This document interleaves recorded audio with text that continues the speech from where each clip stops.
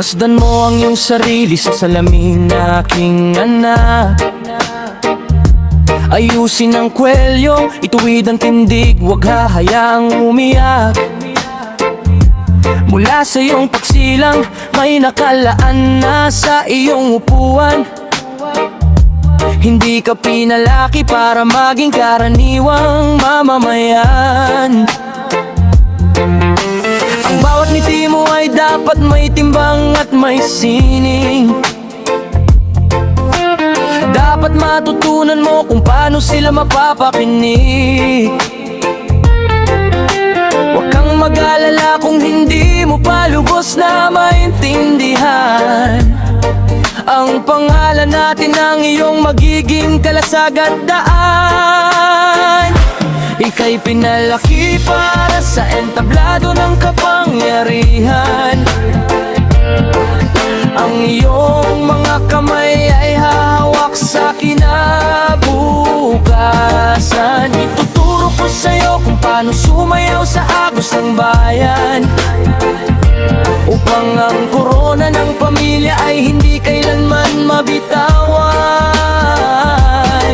Ikaw ang susunod, ikaw ang dugong magpapatuloy sa apoy na sinimulan. Ikaw ang magiging panggatong.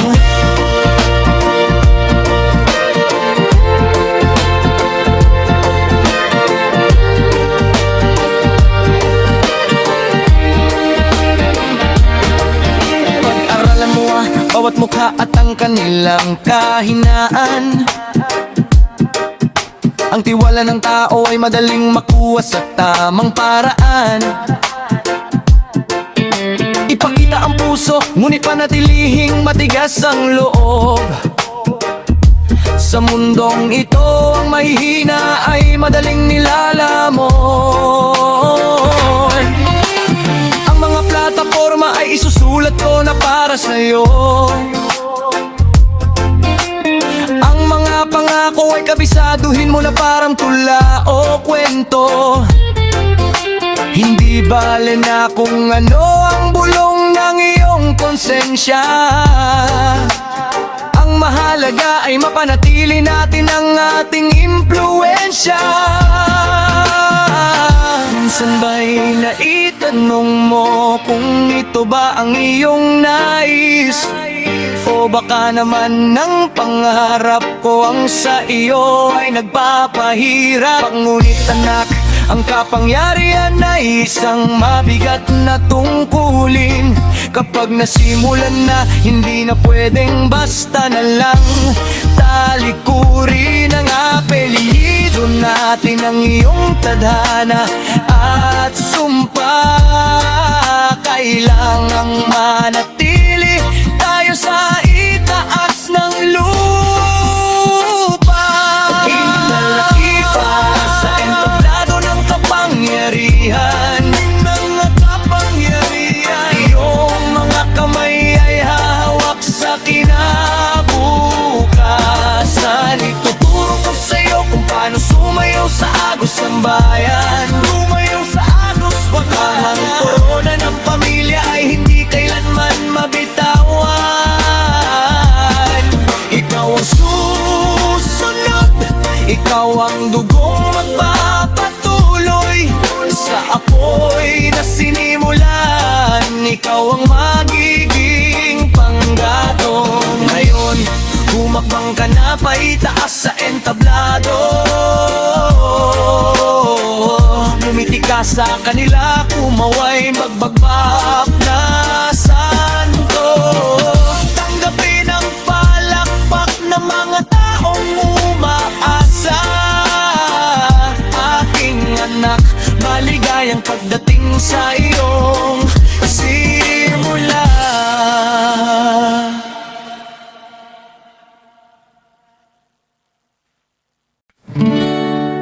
Sa loob ng palasyong ginto ang pader, may prinsipeng lumaki sa kalinga at aliw. Ang bawat hiling niya agad na dumarating. Sa hapagkainan, laging may piging. Ngunit sa labas ng mataas na pader, may ingay ng sikmura, may tagoy sa dilim.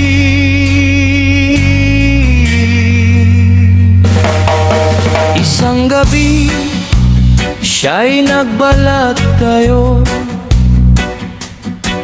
lumabat sa kaharian, lumakat sa semento.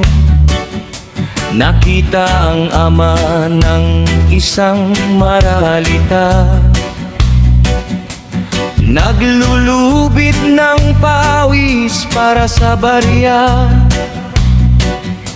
Iyan ang buwis na alay sa trono, bulong ng hangin sa gulat mapuapupo. Anak ng hari, dinggin mo ang daing. Ang bawat hiyas mo ay galing sa bukirin. Sa bawat patak ng pawis ng mamamayan, diyan itinayo ang iyong kaharian. Ang gintong korona na iyong kasuotan ay binuhat ng likod ng buong sambayanan.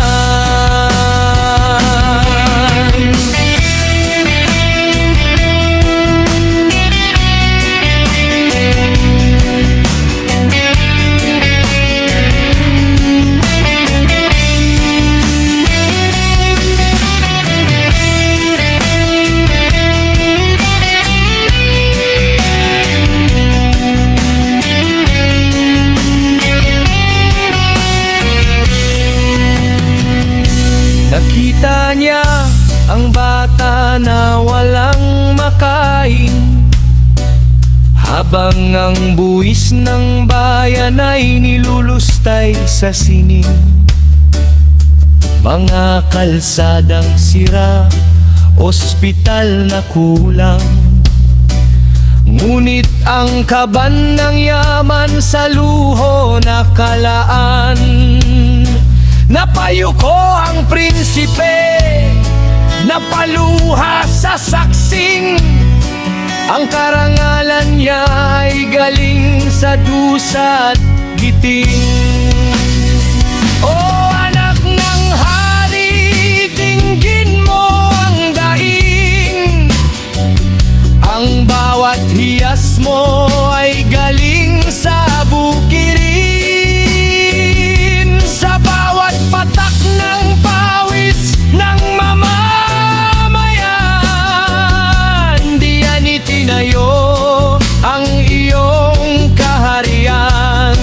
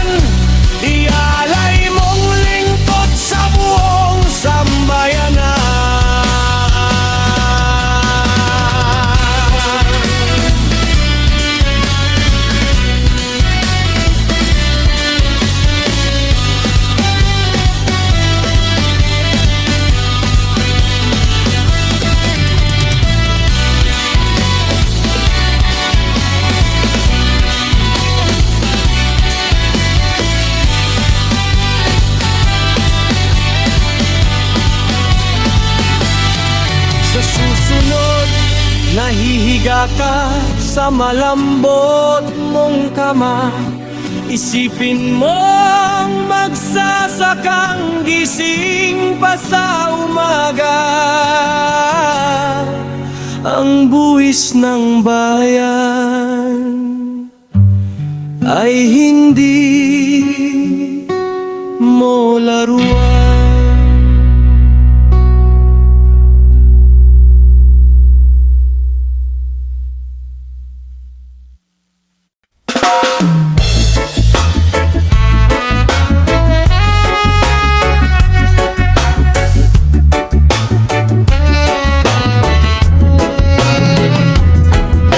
Sa bawat paglakad may matang nakatingin, may mga bulong na pilit kong itinatakwil. Anak siya ni ang laging naririnig, isang hatol na tila hindi na mayayanig. Hindi ko naman kasalanan ng iyong mga gawa, ngunit bakit ako ang laging pinapatawan ng parusa? Ang iyong nakaraan, aking kasalukuyan, bakit ang utang mo ako ang nagbabayad sa bayan?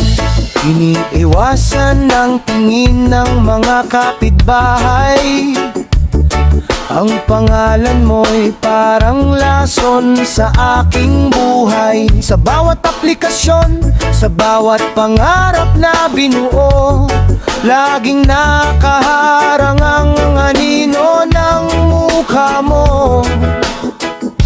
Pinagsisikapan kong maging mabuting tao, ngunit sa isang sulyap sa apelyido ko, ang husay at talino'y biglang nawawalan ng silbi, dahil sa mansang iniwan mo sa aming lahi. Pagano ba lalaya sa anino ng iyong pangalan, kung ang kasalanan mo ang aking pasan-pasan?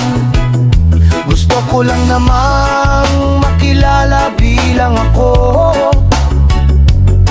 at hindi bilang dugong nagmula sa iyo. Pagod na akong maging panakip butas sa iyong dumi, pagod na akong umiyak sa sulok gabi-gabi.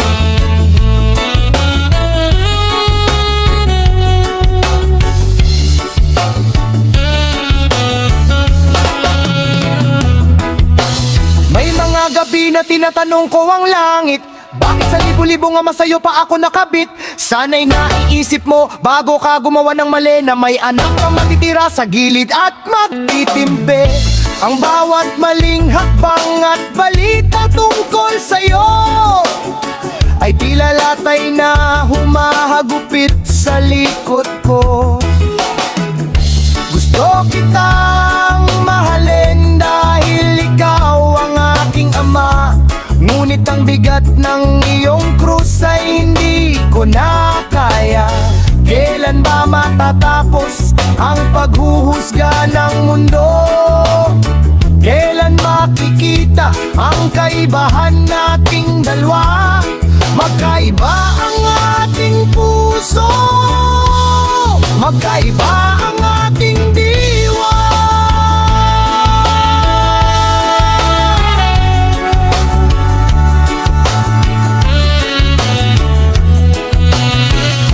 Paano ba lalaya sa anino ng iyong pangalan, kung ang kasalanan mo ang aking pasan-pasan? Gusto ko lang namang makilala bilang ako, at hindi bilang dugong nagmula sa iyo. Pagod na akong maging panakip butas sa iyong dumi, pagod na akong umiyak sa sulok gabi-gabi. Kaya dahan-dahan lalayo ako sa iyong landas, gagawa ng sariling kwento, magsisimula ng bukas. Huhugasan ng apeliidong iyong ginungisan, sana balang araw mukha ko na lang ang kanilang makikita, at hindi ang iyong nakaraan.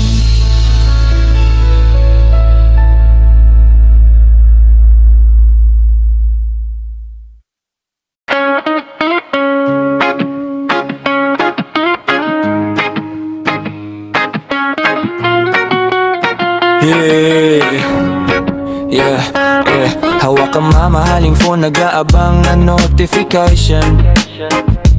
Nakaanggulo ang muka para sa tamang liwanag at lapat ng filter.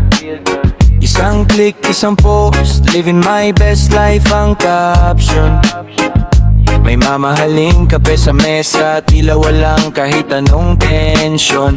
OOTD na bago, sapatos na laging trending.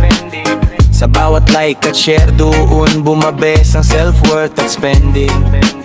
Mukhang perpekto ang mundo sa loob ng maliit na screen. Lahat masaya, lahat mayaman, walang luhang mapapansin. Ngunit magkaiba ang realidad sa sining ng internet. May mga kwentong hindi makikita sa bawat snapshot at tweet. Habang ang iba'y nag-aaway sa views at digital na sikat. May mga pamilyang nagbibilang ng butil ng bigas sa sapat. Magkaiba ang buhay na pinipili nating ipakita sa totoong buhay ng mga taong naghihikaw sa kalsada. Pagbaba ng tingin mula sa screen, silipin mo ang labas. Mayamang maghapon sa ilalim ng araw, balat ay nangingitim at bukas. Pumapasada ng jeep o kaya nagkakalkal sa basura, para lang may maipalamon sa anak na naghihintay sa dampa. Walang aesthetic na ang gulo, ang dingding na may tagpi. Walang aesthetic na ulam kung asin lang ang kapili. Dito ang trending ay kung magkano ang kilo ng bigas ngayon. At ang viral ay ang sakit na hindi kayang ipagamot ng panahon. Hindi kailangan ng follower para malaman mong ikaw ay nag-iisa. Sa gabi ang tanging tunog ay ang tiyan na kumakalam sa kaba. Madaling magpanggap na ang mundo ay puro ginto at ganda, kung ang hawak mo lang ay screen at hindi ang bigat ng tadhana. Ang double tap ay hindi nakakabusog ng nagugutom na sikmura. At ang story na panandalian ay hindi bubura sa hirap ng dusa. Ngunit magkaiba ang realidad sa sining ng internet. May mga kwentong hindi makikita sa bawat snapshot at tweet. Habang ang iba'y nag-aaway sa views at digital na sikat.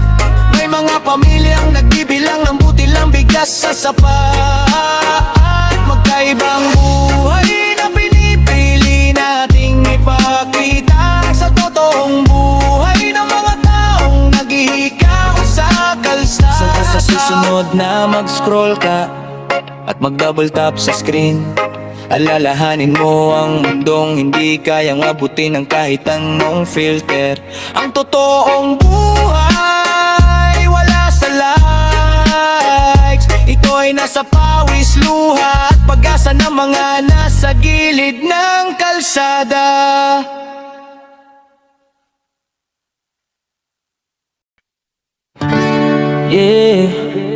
Para sa mga nakaupo at sa mga anak nilang nasa malayo, habang kami dito tinitiis ang semento, makinig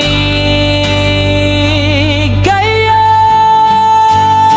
Balita ko nasa London ka raw, ngayon nag-aaral. Suot mo mga winter coat na gawa sa mamahaling balahibo ng kural. Abang ako dito sa Maynila, pilit na nagtityaga sa silid-aralan na ang bubong ay may butas at tulo. Kapag umaga, ang tuition fee mo doon kasama na ang iyong apartment ay galing sa pondo ng bayan na para sa nasa ped department. Sosyal ang accent mo, bihasa sa wikang banyaga, habang ang mga bata rito sa sahig na lang nakaupa. Lumilipad ka sa ulap, abot kamay ang pangarap, habang kami rito sa init at siksikan ay naghihirap.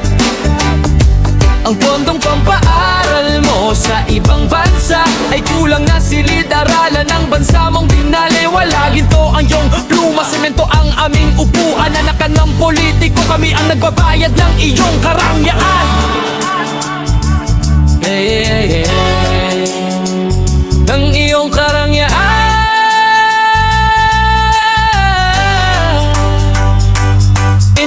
ang story mo. May background ang Ivy League na universidad. May kape sa umaga, may hawak na passport na may kalidad. Alam mo ba na dito, 3 shift ang klase sa isang araw? Dahil kulang sa kwarto, bago mag-alas 5 ng umaga ay ginigising na ang kaluluwa. Isang aklat, pinaghahati-hati yan ng 5 mag-aaral. Habang ang tuition mo doon, presyo na ng isang buong ospital. Hindi mo kasalanan na doon ka isinilang at pinalat, pero kasalanan ng ama mo kung bakit ang bayan natin ay hindi umuulan. Lumilipad ka sa ulap, abot kamay ang pangarap. Habang kami rito sa init at siksikan ay naghihirap. Ang pondong pampaaral mo sa ibang bansa ay kulang na silid-aralan ng bansa mong ginaliwala. Ginto ang iyong pluma, semento ang aming upuan. Anak ng politiko, kami ang nagbabayad ng inyong karangyaan. Pag-uwi mo rito, may degree ka na mula sa banyaga. Handa ka nang pumalit sa trono ng iyong ama't ina. Tatayo ka sa entablado, sasabihin para sa kabataan. Pero nakalimutan mo na bang pinagkait ni ninyo ang aming karunungan? Ang bawat diploma mo ay may patak ng dugo at pawis ng mga magulang naming nagtitiis sa kakarampot na ita at labis na buwis. Kaya mag-aral ka ng mabuti riyan sa malalamig na syudad. Huwag mong kalilimutan kung saan nanggaling ang iyong abubot at badyet. Hindi yan galing sa bulsa ng tatay mong laging nakabarong. Galing yan sa pisong bawas sa ulam ng pamilyang nagbabaon. Habang naglalakad ka sa maayos na campus ng Europa, isipin mo ang mga kaklase kung walang electric fan at nakatunga nga.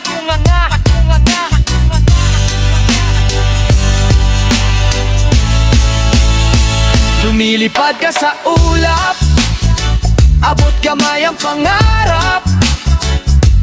Habang kami rito sa init at siksikan ay naghihirap. Ang pondong pampaaral mo sa ibang bansa ay kulang na silid-aralan ng bansa mong binaliwala. Ginto ang iyong pluma, semento ang aming upuan. Anak ka ng politiko, kami ang nagbabayad ng iyong karangyaan. Lumilipad ka sa ulap, abot kamay ang pangarap. Habang kami rito sa init at siksikan ay naghihirap. Ang pondong pampaaral mo sa ibang bansa ay kulang na silid-aralan ng bansa mong binaliwala. Ginto ang iyong pluma, semento ang aming upuan. Anak ka ng politiko, kami ang nagbabayad ng iyong karangyaan. Ng iyong karangyaan.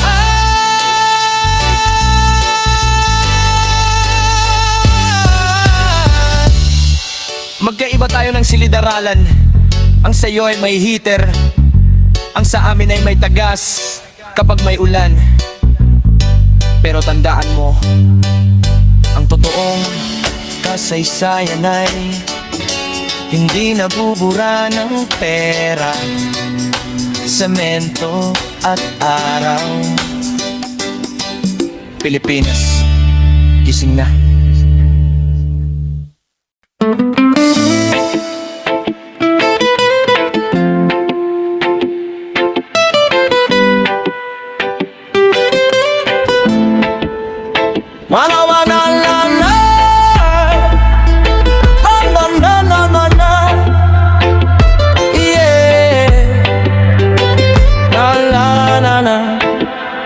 Bitbit ang diploma na may tatak ng karangalan. Ilang taong puyat, pawis at walang tulugan.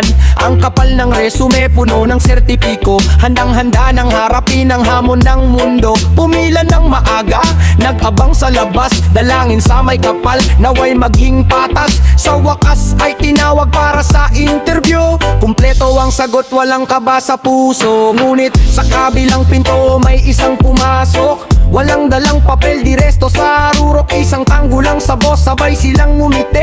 May backdoor na daanan, nakalusot ng mabilis. Sila yung may tito na manager sa loob. Sila yung may ninong na may-ari ng building na to.